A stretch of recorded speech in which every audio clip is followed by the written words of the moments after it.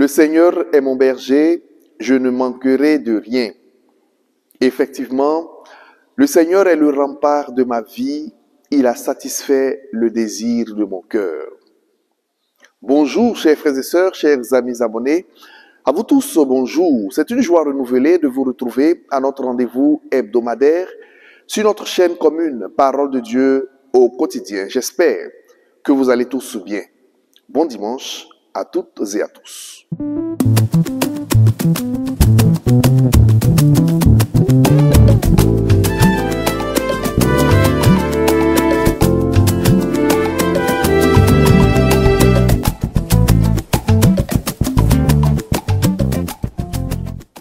Au nom du Père et du Fils et du Saint-Esprit, Amen.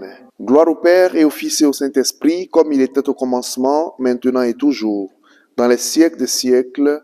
Amen. Cœur sacré de Jésus, ayez pitié de nous. Cœur sacré de Jésus, ayez pitié de nous. Cœur sacré de Jésus, ayez pitié de nous. Chers frères et sœurs, chers amis abonnés, nous célébrons le 4e dimanche de Pâques, aussi appelé le dimanche du bon pasteur.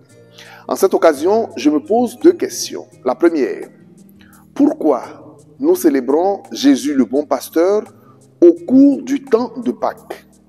La deuxième, quel genre de pasteur, quel genre de berger est Jésus, notre Sauveur? Répondons à la première question. Pourquoi la liturgie nous invite à célébrer Jésus le bon pasteur au cours du temps de Pâques? Il est vrai qu'avant sa mort et sa résurrection, Jésus a montré son attention aux hommes et aux femmes de toutes les conditions. Jésus a révélé son cœur de pasteur. Il a révélé son visage de bon berger envers tous les hommes. Il a guéri les malades. Il a nourri des foules affamées.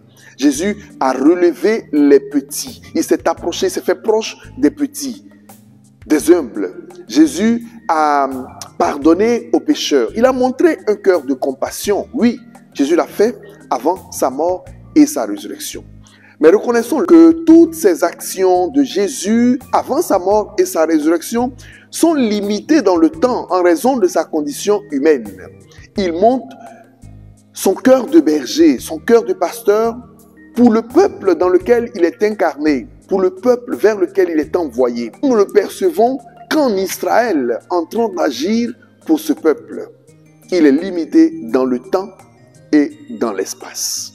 Après sa mort et sa résurrection, Jésus nous révèle une autre dimension de son cœur de pasteur. Jésus est désormais présent auprès de tout son peuple, auprès de toutes ses brebis. Il nous révèle une autre dimension de son cœur de pasteur. Il n'est plus limité dans le temps en Israël, il se fait proche de tout son peuple dans tout l'univers. Jésus nous montre que désormais, par sa mort, il est capable, lui, Jésus, le vrai berger, de donner sa vie pour ses brebis. Il nous montre que le vrai berger, comme il a dit, c'est celui qui est capable de sacrifier sa vie pour ses brebis et non sacrifier la vie de ses brebis pour ses propres intérêts. Par sa mort et sa résurrection, la dimension de berger de Jésus se révèle au grand jour et se révèle de façon plus forte pour tous les hommes, pour ceux du moins qui acceptent de faire partie de son troupeau, d'être auprès de Jésus une brebis afin que lui, le vrai berger, puisse les guider. Voilà pourquoi l'Église célèbre Jésus le bon pasteur au cours de ce 4e dimanche de Pâques. Et pour la deuxième question, quel genre de berger est Jésus notre Sauveur? Nous trouvons la réponse dans les textes de ce 4e dimanche de Pâques, particulièrement dans la deuxième lecture tirée de l'Apocalypse de Saint Jean au chapitre 7 et dans l'Évangile selon Saint Jean au chapitre 10. Saint Jean dans l'Apocalypse décrit Jésus comme l'agneau immolé. L'agneau immolé qui est le vrai pasteur, le bon pasteur qui donne sa vie pour ses brebis. Et c'est lui le vrai pasteur qui siège sur le trône.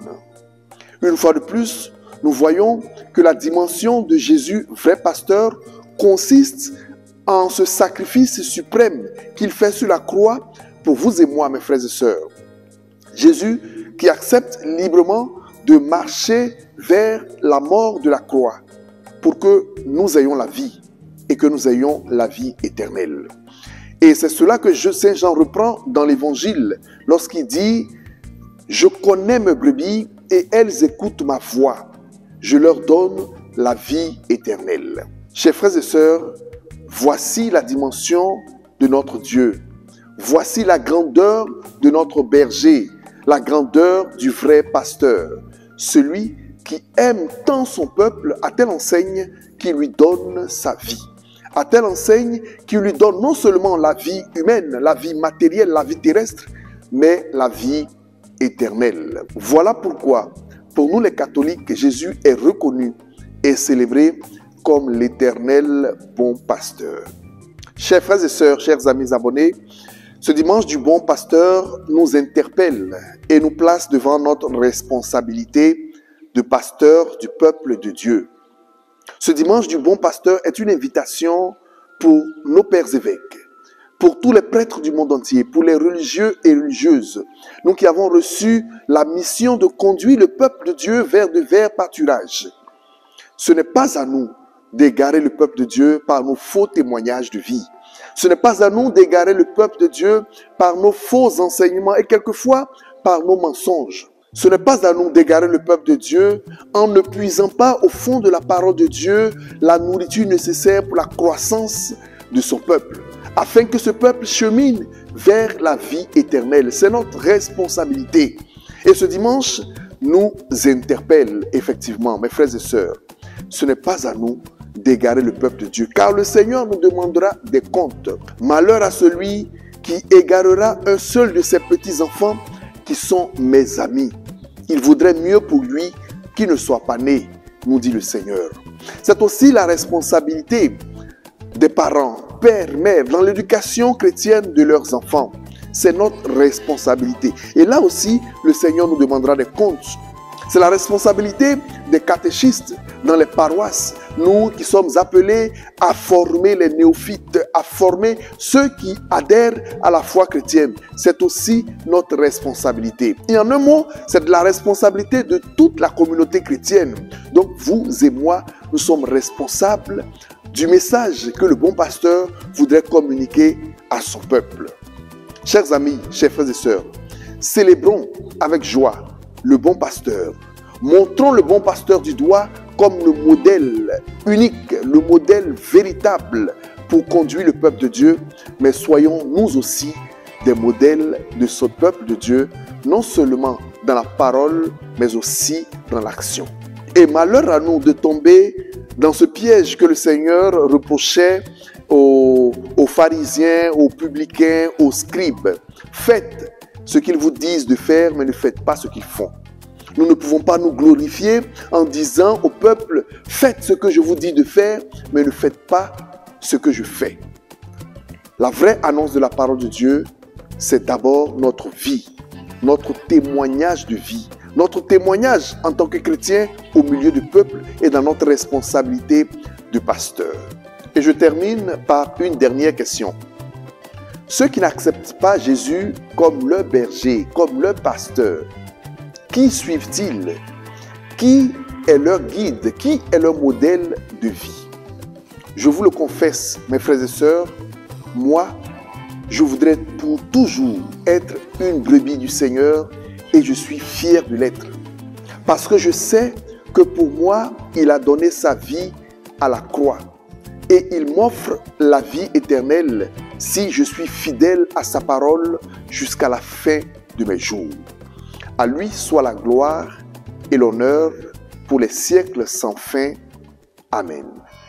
Le Seigneur soit avec vous et que Dieu Tout-Puissant vous bénisse et vous garde dans l'amour de Jésus, le vrai berger et le bon pasteur, au nom du Père et du Fils et du Saint-Esprit.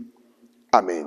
Chers frères et sœurs, une fois de plus, merci pour votre fidélité à Parole de Dieu au quotidien. Merci de vous abonner à notre chaîne. Prenez soin de vous et portez-vous bien. Bon dimanche à toutes et à tous. Au revoir.